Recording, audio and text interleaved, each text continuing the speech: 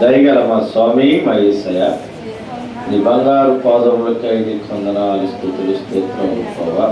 ఇప్పటి వరకు ఆరాధన అంతటిలో నీ తోడుండి నీ నామానికి మహిమకరంగా మీరు జరిగించుకున్న విధాన్ని బట్టి నీకు వందనాలు.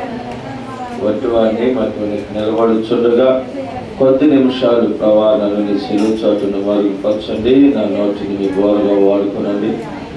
స్వబుద్ధి సొంత జ్ఞానం ఎక్కడ నిలబడి చేయకుండా మీ ఆత్మ చేత నాతో మాతో మీరు మాట్లాడండి ప్రభా. నువ్వు చెప్పినావు నాయన, నిలబడి వారు మాత్రమే మీరు, కానీ మాట్లాడేది మీరు కాదు.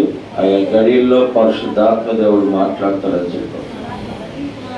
పరిశుద్ధాత్మ దేవా, మీరే నాతో మాతో మీరు మాట్లాడారు.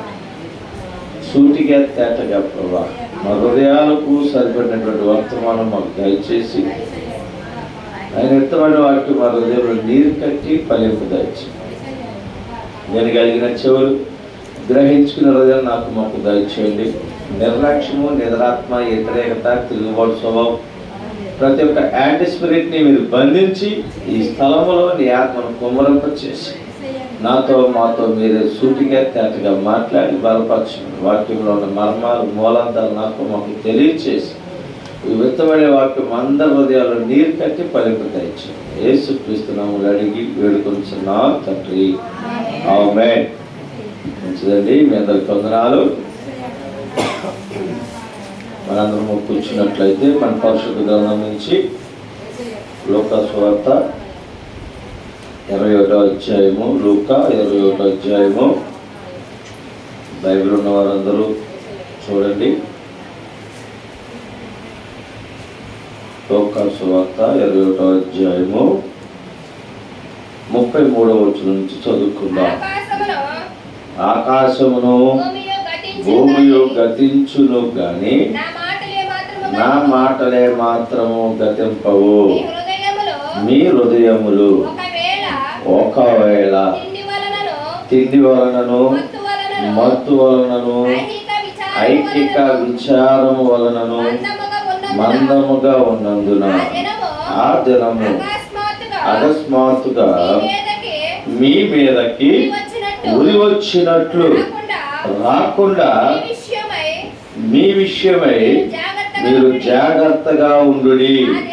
ఆ దినము భూమి అంతటా నివసించు వారందరి మీదకి అకస్మాత్తుగా వచ్చును.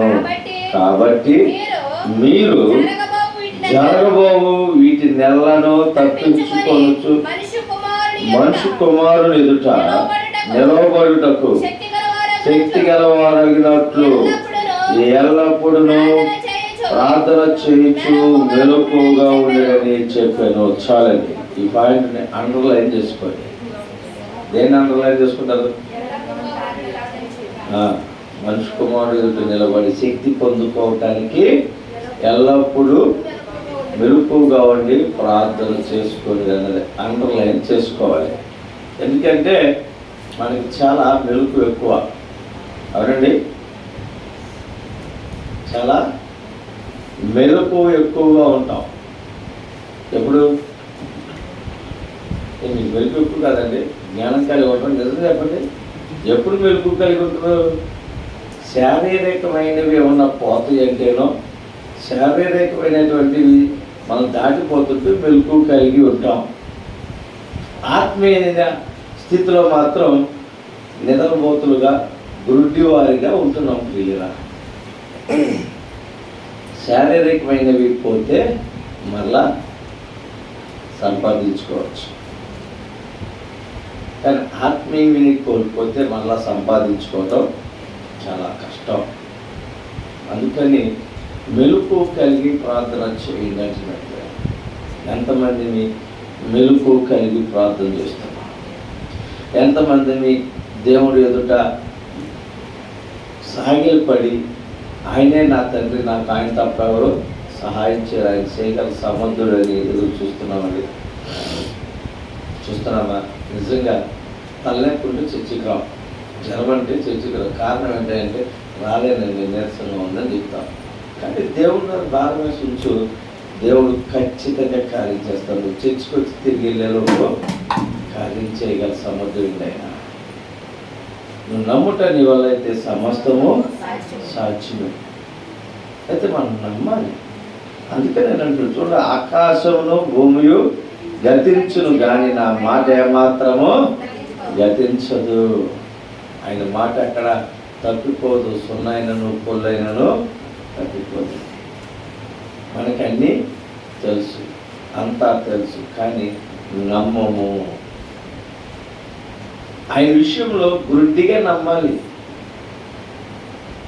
అన్ని విషయాల్లో మనం నమ్ముతామే. లోకానుసారమైనటువంటి విషయాల్లో లోకాన్ని నమ్మిన కంటే అంతకు 100 రెట్లు ఎక్కువ ఆయన నమ్మొచ్చు. ఆయననే మాట ఏంటంటే, నన్ను నమ్ముకున్న వారిని నేను ఎప్పుడు విడిచిపెట్టను, అన్యాయము చేయను. ఆయన అన్యాయం చేసేవాడు కాదు, అన్యాయస్తుడు కాదు. ఆయన ఎవరినైనాను మంచి మార్గం నడిపించి ఉన్నతమైన స్థితిలో ఉంచడానికి తలగా చేయటానికి ఇష్టపడతాడు. పిల్లల అందరూ ఊళ్ళో అనుకుంటారు, నేను పెద్దగా ఉండాలి అనుకుంటారు. అందరూ అనుకున్నవాడు అందరూ పెద్దలు అవుతారా? కానీ ఆస్తున్నంత మాత్రం పెద్దలు అవుతారా? ఆస్తున్నంత మాత్రాన్ని ఏంటి ఒక బుల్లెట్ వేసి తిరుగుతాను, లేకపోతే మంచి హొందాగా మేసాలు పెంచి తిరుగుతాను, లేకపోతే ఇంకొక విధంగా 100 ఎకరాలు పొలం ఉంటారు, పెద్దలు అవరది. అది హొందాతనం అనేది మొదటి నుంచి వస్తుంది. వాళ్ళ ప్రవక్తను బట్టి వారు పెద్ద అవుతారు. వారు మాట్లాడే మాట తీరు, అవి దేవుడిచ్చేటువంటి బహుమానాలు. అవి రమ్మంటే వచ్చేది పెద్ద రకం అనేదండి. అలాగే దేవుడిని మనం వెంబడిస్తే మనల్ని ఎప్పుడు కూడా ఆయన తలగా ఉంచుతాడు, నలుగురికి మాదిరికరంగా ఉంచుతాడు అంటున్నాడు. అయితే మనం ఎలా ఉండాలి? ఆయన్ని వైపు చూస్తూ ఆయన్ని నమ్ముకొని ఉండాలి. రాజకీయ నాయకులందరూ ఒకేసారి సీఎం అవుతారా, ఎమ్మెల్యే అవుతారా? ఒకేసారి ఎమ్మెల్యే అవుతారా? తెలియదు. ఫస్ట్ నుంచి అంటారా? ఫస్ట్ గ్రామ వాలంటీర్, గ్రామానికి కమిటీలో ఉంటాడు. ఆ కమిటీ వల్ల నెంబర్ అవుతాడు. నెంబర్లో ప్రెసిడెంట్, తర్వాత మండల స్థాయి, తర్వాత జిల్లా స్థాయి, అట్లా ఒక్కొక్క స్థాయి పెంచుకుంటూ పోతేనే ఎమ్మెల్యే అవుతాడు. మనం కూడా పిల్లరా ఒకేసారి ప్రార్థన చేయాలని చేయాలి. కాబట్టి కొద్ది కొద్దిగా నేర్చుకోవడం మంచిది. మనం నేర్చుకుంటున్నాం. అసలు ఎలాగలుగుతున్నామంటే నాకు తెలిసి ఇప్పటికంటే 3 సంవత్సరాల క్రితమే ఎక్కువ ప్రార్థన నడిచింది చర్చిలో. నేను ఓపెన్గా చెప్తున్నాను. ఇప్పటికంటే 3 సంవత్సరాల క్రితమే బాగా నడిచింది. అందరూ విశ్వాసం వచ్చి ఏడ్చి ప్రార్థన చేసేవాళ్ళు వచ్చి వాళ్ళు కూడా రాక. కారణం ఏంటి తెలుసా? నిర్లక్ష్యం చేద్దాంలే, వచ్చేసింది అందరికీ, మళ్ళీ కావాల్సినవన్నీ వచ్చేసినాయి. ఇంక దేవుడితో పని లేదు. కానీ దేవుడు ఏదో ఒక్కరోజు వదిలేడు అనుకో మనల్ని, మన పరిస్థితి ఆయన అంటే ఆ లోకం మీదకి అందరిలాగా వచ్చినట్లు కొన్ని మీదకి వస్తే పరిస్థితి తప్పించుకోగలమండి.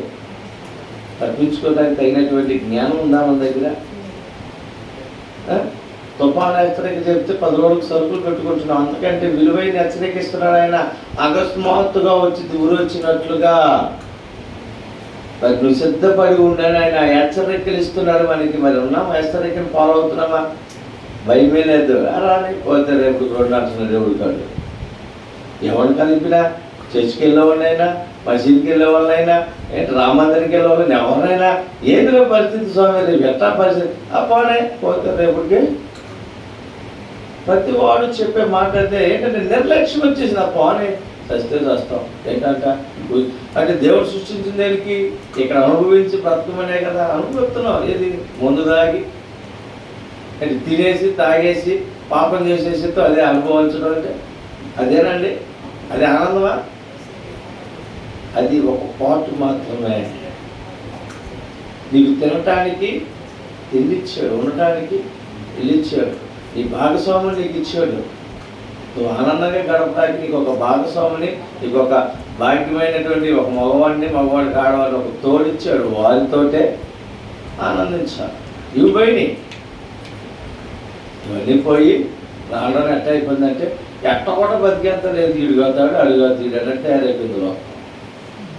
రేపు అక్కడ కూడా ఉంటుంది. ఇది కాకపోతే అదనగానే అప్పుడు వెళ్ళరా బాబు నువ్వు ఎక్కడికి, నరకానికి అగ్నిలో వండు, నీకు అక్కడే అగ్గి. అందరికీ ఆయన హెచ్చరికిస్తున్నాడు. అకస్మాత్తు వచ్చిందంటే ఊరొచ్చినట్లుగా తప్పించుకోవడానికి సిద్ధపాటు కలిగి ఉన్నామండి. తుఫాను హెచ్చరిక చెప్తే మనం ఎంతమంది సిద్ధపడుతున్నాం? ఒక 10 రోజులు తుఫాను, భారీ తుఫాను, ఇళ్లలోంచి బయటకు వెళ్తాకుండదు. అందరూ సిద్ధపడాలంటే ఏం చేస్తాం? ఇంచుమించుగా 1 అవర్ 10 రోజులు 50 రోజులు తెచ్చుకోవచ్చు, లేకపోతే ఒక 20 రోజులు తెచ్చుకోవచ్చు. ఎంత హేన్సంగా లేనివాడైనా ఒక 5-6 రోజుల కన్నా సామాను తెచ్చి ఇంట్లో పెట్టుకుంటాడు. సిద్ధపాటు కలిగి ఉంటాడు. పిల్లలు నా బిడ్డలు ఉన్నారు, నా కుటుంబం పస్తులు ఉండకూడదు అనేటువంటి బాధ్యత. మరి అలాంటి హెచ్చరికలు తాత్కాలికమైనటువంటి 10 రోజులు హెచ్చరిక కోసం ఎంత జాగ్రత్త పడితే దేవుడు మన కుటుంబం కొరకు మన కొరకు హెచ్చరికిస్తున్నాడు. రేపు యుగాలు అక్కడ కాలాల్సి వస్తుంది. ప్రియులారా, అగ్నిలో కాలిపోయే స్థితి వచ్చింది. అందుకే అది రాకుండా ఉండడం కోసం ముందే సిద్ధపడి ఉంటున్నారు. మరి మన కుటుంబం కోసం మన కోసం మనం ఎంత సిద్ధపడుతున్నామని ఉందా? భయం ఉంది అసలు? దేవుడంటే భయం లేదు. అసలు దేవుడంటే భయం లేదు. భయం లేకుండా భక్తి అంటే అక్కడ మొత్తంతో సమానం అంట. భయం లేని భక్తి అంటే ఇక లెక్కలేదు మంది.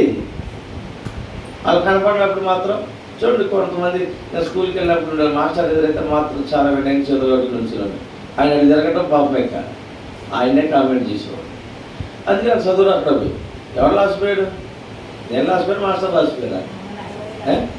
నేనే లాసిపోయాను. బైబిల్ చదవాలంటే పోలేంత కష్టం నాకు. కారణం ఏంటంటే అప్పుడు అలా అనిపిస్తుంది. ఉందా అదే గొప్ప అనుకున్నాను నేను అలా ఉంటాం. నేను తర్వాత తెలిసింది నేను ఎంత దౌర్భాగ్యంగా బ్రతికానో, నేను ఏం కోల్పోయానో, నా జీవితంలో ఎంత నష్టపోయానో చదువు లేకపోవటం నాకు తర్వాత తెలిసి. అయితే అందుకే దేవుడు ముందుగానే హెచ్చరికిస్తున్నాడు. ఇక్కడ ఏమంటున్నా హెచ్చరిక చూడాలి. అకస్మాత్తుగా మీ మీదకి ఉరి వచ్చినట్లు రాకుండా మీ విషయమై మీరే జాగ్రత్తగా ఉండండి. ఆ దినము భూమి అంతటా నివసించే వారందరి మీదకి అకస్మాత్తుగా వచ్చును. ఇప్పుడు తెలియని వారు ఒకటే వారు, తెలిసిన వారు కూడా అలాగే ఉంటే ఏమంటారు? ఏమండి, తెలియక మూర్ఖంగా ఉన్నవారు వేరు. వారికి అవకాశం లేక సరిదిద్దుకోవటానికి లేక ఉండటానికి లేక అవకాశం లేని వారు ఉంటే, మనకి ఉండి కూడా అది చెప్తారు సామెత, లేనోడు లేకెడితే ఉన్నాడు అరక్కేడ్చేటట. లేనోడేమో ముద్దు దొరికితే బాగుండు, ఏదో డేసి తిందాం ఎదురు చూస్తే, ఉన్నవాడేమో అరక్క వేసినట్లు. మనకు అవకాశం ఉంది. దేవుడు అనేక పర్యాయములు హెచ్చరికలు ఇస్తున్నాడు. రాకడ సమయం సమీపించింది, సిద్ధపాటు కలిగి ఉండండి. మనకి సరి చేసుకోవడానికి అవకాశం ఉంది, దిద్దుకోవడానికి మంచి సమయం ఇచ్చాడు దేవుడు. ఆ సమయాన్ని మనం ఏం చేస్తున్నాం? వ్యర్థంగా గడిపేస్తున్నాం. లోకంలో సద్వినియోగం చేసుకోవట్లా. ఆ సమయాన్ని సద్వినియోగం చేసుకోవట్లా. ఈరోజు కష్టపడితే ఒక 500 వస్తే అనుకుందాం. ఈ ఆదివారం వాటికి రేపు వచ్చిందా? కానీ ఈ 500 రేపు సంపాదించవచ్చు. రేపు ఇంకొక 3 గంటలు కష్టపడితే సగం శాలరీ వస్తుంది. ఎల్లుండి ఇంకో 3 రోజులు ఎక్స్ట్రా కష్టపడితే పోయిన 500ని కవర్ చేయగలం. కానీ ఈ ఆదివారం మళ్ళా రేపు వద్ద భర్తీ అవుతుందా?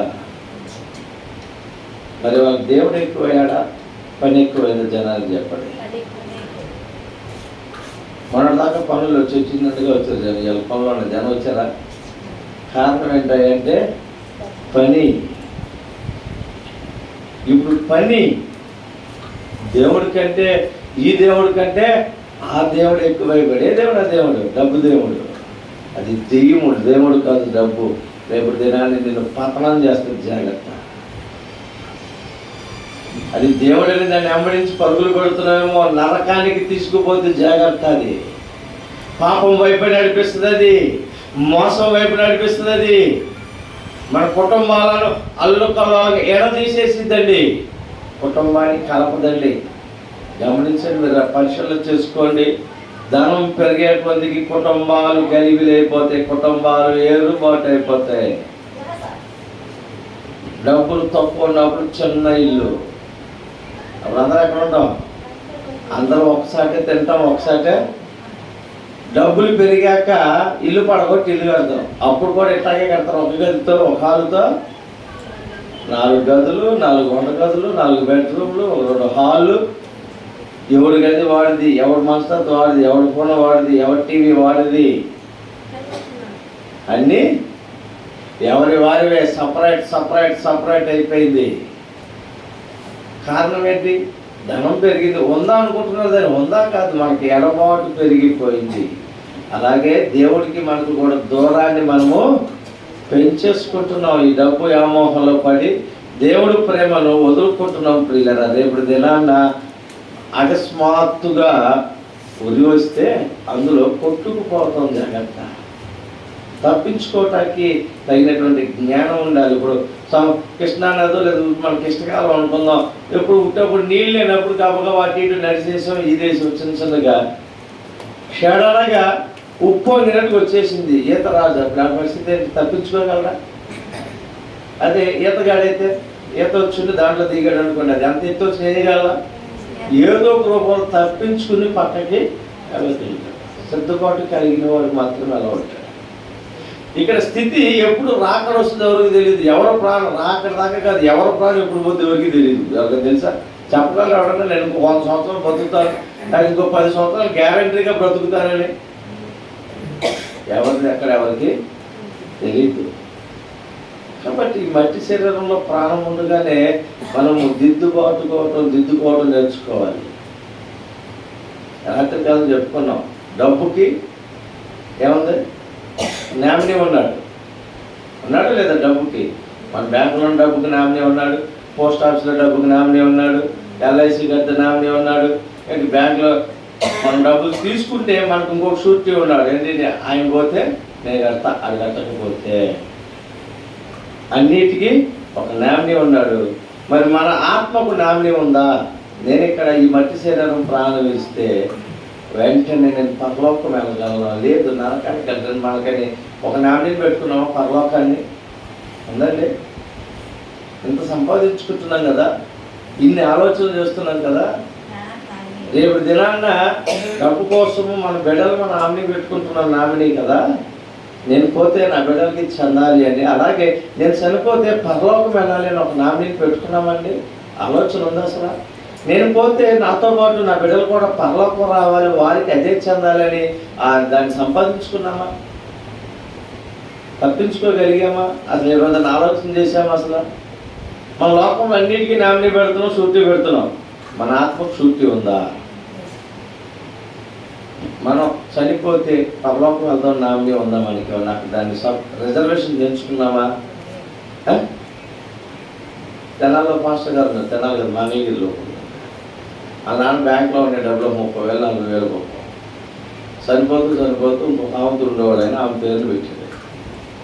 వీళ్ళు తిరిగారు బాబు, ఛానల్ తిరిగారు అవ్వాల. ఆమె వచ్చి సంతకం పెట్టాలి. ఆఖరికి అక్కడ పాస్టర్ గారు ఆమె ఫోన్ చేశామా, నువ్వు వచ్చి సంతకం పెట్టి ఆ డబ్బులు నువ్వే పట్టుకో, నాకు అక్కర్లేదు, ఎందుకు బ్యాంకులో పోనీ ఆడేదండి, నీ పొద్దు నాకు వద్దాడు, నన్ను మోసం చేసావు, నాకు కాదు వదిలేసింది.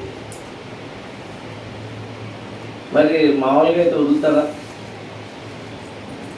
మన ఆత్మ కూడా అట్లా వదిలేయటమేనా? పోతే పోనే నరకానికి వెళ్ళిపోతే ఇటు దేవుడికి కాదు, ఇటు నాకు కాదు అని వదిలేస్తామా? డబ్బు కాబట్టి ఎక్కడ సంపాదిస్తాను వదిలేసింది. మరి ప్రాణం, ఆత్మ వెళ్ళిద్దా? ఏమండి, మన ఆత్మని మనం పరలోకానికి నామినీ పెట్టుకున్నామా? గుర్తుందా? అసలు ఆలోచన ఉందా మనకి? అది మెలకు కలిగి ప్రార్థన చేయాలంట. ఏం తప్పించుకోవటానికి? ప్రమాదం సడన్గా ఉగ్రత వస్తే దాన్ని తప్పించుకోవటకు మనుషు కుమారుడు ఎదుట నిలబడటకు తగినటువంటి జ్ఞానము కలిగి మనం ఉండాలి.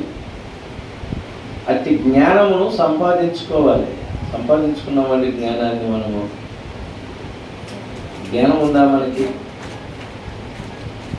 మనం ఏం సంపాదించుకుంటున్నాం? ఎవరికి విధేయత కలిగి ఉంటున్నాం?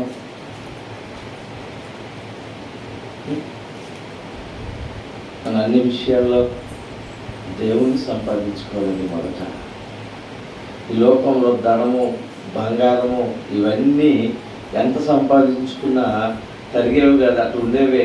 కానీ అవి మనలను ఇంకొక మంచి మార్గంలోకి మాత్రం నడిపించదండి. అది మంచి మార్గంలోకి నడిపించదు. మంచి మార్గంలోకి నడిపించదు ఒకటి దేవుని యొక్క ఆత్మ. ఆత్మను మనం పొందుకోవాలి. పరిశుద్ధాత్మ దేవుని మన హృదయంలోకి ఆహ్వానించాలి. ఆయన ఆలయం, మన ఆలయ శరీరం ఆయనకి ఆలయమై ఉందంటున్నాడు. ఆయన ఈ ఆలయంలో ఆయన మాత్రమే ఉండాలి. ఇంకొకదానికి అవకాశం ఉండకూడదు. బంగారం ధరించుకోవచ్చు, మితముగా అలంకరించుకోవచ్చు, జల్లో పూలు పెట్టుకోవచ్చు, ఎటా కొద్దిగా ఒక 10 మేకలు బతికేటట్టు కాదు. బంగారం వేసుకోవచ్చు, సన్నగా గొలుసు వేసుకోవచ్చు. హారాలు కాదు, ఒక్కొక్కరు వేస్తారు, 2-3 కేజీలు వేస్తున్నారు. అంటే నాకుందని చూపించుకుంటున్నారు, నాకుంది అని ఉన్నతనాన్ని చూపించుకుంటున్నారు. కానీ నీకున్నది అది పరలోకం తీసుకెళ్ళదు. ఆ బంగారం పరలోకం తీసుకెళ్ళదండి. నువ్వు కనబరుచుకోవాల్సింది ఏంటంటే దేవుని యొక్క ఆత్మ నాతో ఉందని నువ్వు కనబరుచుకోవాలి. దేవుడు నాతో ఉన్నాడు అని కనబరుచుకోవాలి. నేను దేవుడితో అంటకట్టబడ్డానని నువ్వు కనబరుచుకోవాలి. కనబరుచుకోవాల్సిన వాటినేమో కప్పుకుంటున్నావు, దాచుకోవాల్సిన వాటిని, మితముగా ఉండవలసిన వాటిని ఎక్కువగా అలంకరించి కనబరుచుకుంటున్నావు. ఈ లోపల ఎవడు చూస్తాడు? ఈ లోపల వేసి మాకు చూస్తాడు దాన్ని. ఆ తర్వాత దేవుడు మాకు అన్యాయం చేశాడు, మా ఇంట్లో ఉన్న బంగారం అంతా పోయింది. నువ్వు పాటు చేసుకుని దేవుడి మీద నిందలు మోపెడతావు. చిన్న చిన్నటికి లోబడిపోయి దేవుణ్ణి మనం అన్యాయస్తుగా చేసేసి దేవుణ్ణి వ్యతిరేకమైపోయాం. పిల్లరా, మనము దేవుడికి లోబడి విధేయత కలిగి జీవించాలి. మెలుపు కలిగి ప్రార్థన చేసి ఆయనకి నమ్మకమైన బిడ్డలుగా జీవించడానికి మనందరం ప్రార్థన చేసుకుందాం. మెలుపు కలిగి ప్రార్థన చేసుకోవాలని దేవుణ్ణి అడుగుదాం. ప్రతి ఒక్కరము, ప్రభా మాతో నువ్వు మాట్లాడావు, ప్రభా మా స్థితిగతులు మాకు తెలియజేసావు, నేను ప్రార్థన చేయలేకపోతున్నానయ్యా, మెలుపు కలిగి ఉండలేకపోతున్నాను,